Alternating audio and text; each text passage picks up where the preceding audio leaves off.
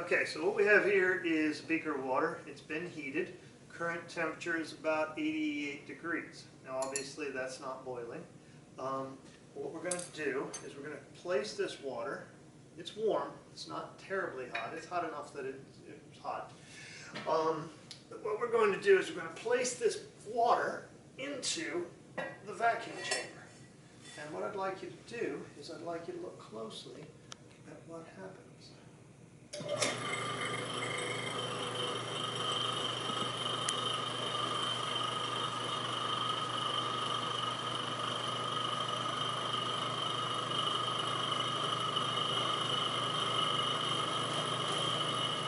You're going to have a little bit of condensation, so it's going to be a little hard for you to see.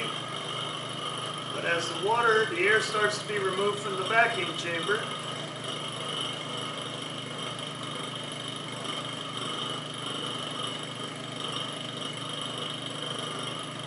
now I want you to notice a couple of things. One, I want you to notice where the bubbles are starting. All right, clearly the water is boiling.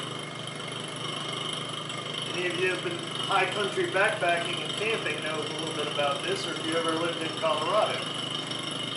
So we'll let that run for another couple seconds.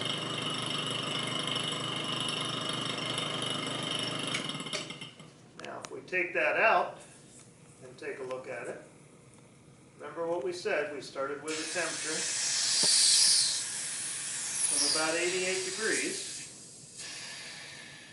And the water began to boil. So what I'd like you to do is take a moment and in your head, what do you think the temperature is now? We pulled a vacuum on it and it boiled. So let's see what happened. So in your mind, I'd like a prediction as to what the temperature is currently. We'll let that equilibrate.